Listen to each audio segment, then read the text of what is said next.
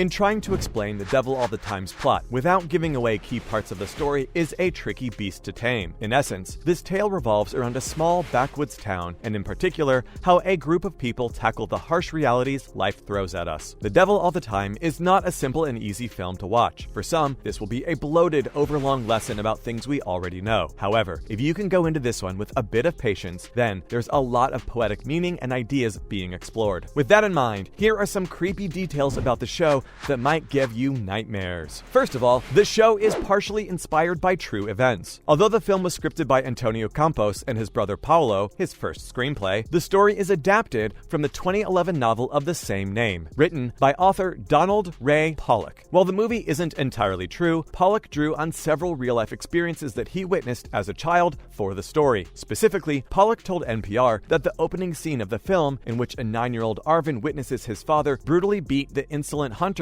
was inspired by an incident that he witnessed when he was 10. The experience nearly gave Pollock a nervous breakdown. Crazy, right? Moving on. The show actually used real spiders. One of the most disturbing scenes in the film comes when the creepy preacher, Roy Lafferty, played by Harry Melling, dumps a jar of orb spiders over his head in front of his congregation as a means of proving his faith. According to USA Today, the clutter of hairy orb spiders seen in the film was 100% real. Melling told the publication that they were live spiders. Quote, "I was told beforehand they don't bite. I took it in good faith." Melling added that there was a bucket of them under a chair. "We wanted to keep it quiet because we didn't want anyone to know how it was going to unfold." Imagine having real spiders walking all over you. If it was me, I surely would have bolted. But considering the pay, maybe you could just assume they were pretty butterflies on you? Next up, even Tom Holland was really nervous about Devil All the Time. The Devil All the Time star Tom Holland reveals that his role in the new Netflix film put him in a dark place mentally. Holland's acting ability has been applauded ever since he first started appearing on the big screen,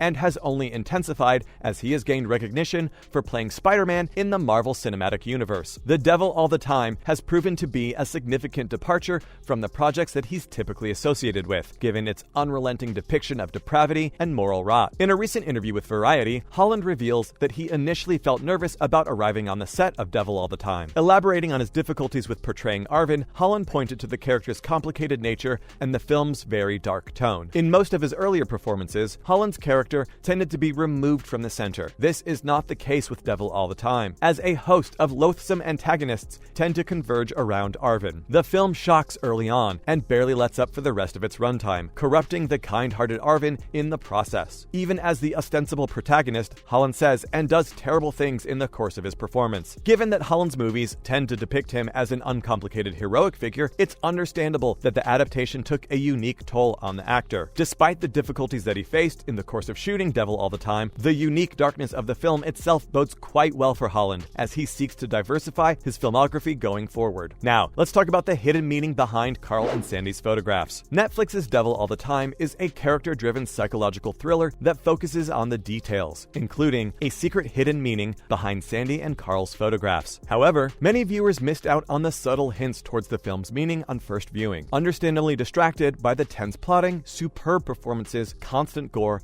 and Robert Pattinson's interesting accent choice as the predatory preacher Preston Teagarden. Luckily, a closer look at one of the film's recurring motifs, the image of murderous duo Carl and Sandy's photographs, can clarify the movie's stark commentary on America's history of war abroad. The Devil All the Time tells the tale of numerous anti-heroes and straight-up villains across a pair of remote southern towns, and one presence never far from the film's focus are lovers Carl and Sandy. A pair of frisky sweethearts, the duo are soon revealed to be psychotic killers who pick up hitchhikers and drifters only to mutilate, murder, and dismember them in short order, knowing the victims are unlikely to ever be found. The pair are sad, sordid, and only able to pull off their sick spree because Sandy's adopted brother is the town's corrupt sheriff. So, what is the significance of Arvin leaving the photographic evidence of their crimes behind on Sheriff Lee's corpse? To clarify the metaphor, the evidence of their crimes is soon destroyed by a political figure and lawman who has a vested interest in maintaining an outwardly acceptable all-American veneer. The repeated refrain of, quote, "I have an election coming up," is used by Sheriff Boddicker to excuse covering up mob affiliations, murders, and torture throughout the film. This is a phrase that would sound right coming from any of America's many presidents during the country's 20-year occupation of Vietnam, which points to The Devil All the Time's most poignant connection with the photographs. In other news, what's wrong with Willard? Was he possessed? The beginning of Devil All the Time shows Willard Willard Russell settling back to his normal life in Knockemstiff after he's returned from the war. In the war, he, as many soldiers experience, saw a man who appeared to be crucified. This likely was what set off a number of his greater questions about religion, which were exacerbated when he witnessed a preacher dumping a jar of spiders on himself during a sermon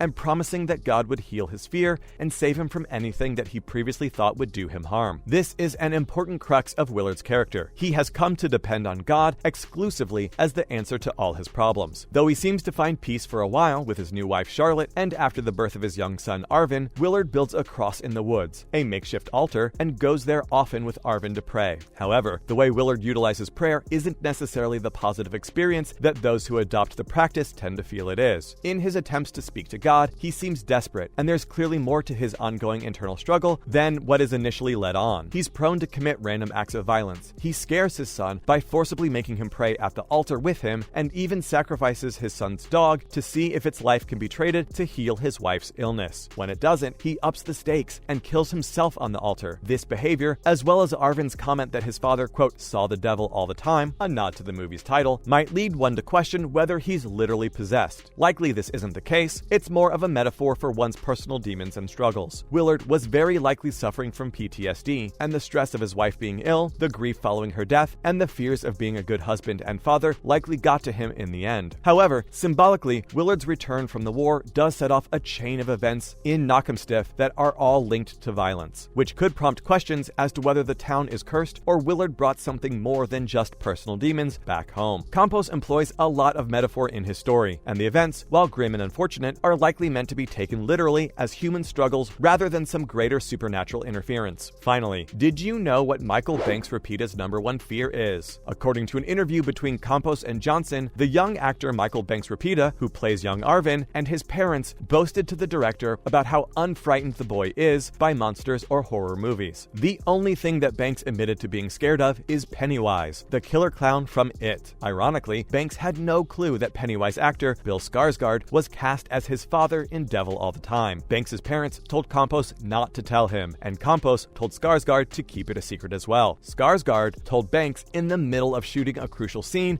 that he was the clown from It. While Campos couldn't confirm if it was related, Banks burst into tears before he was supposed to in the scene after hearing the news. Now, why did he have to scare the kid like that? Anyway, that's all the time we have for today. If you haven't watched the film, be sure to watch it because it is great, especially for horror lovers. Until next time!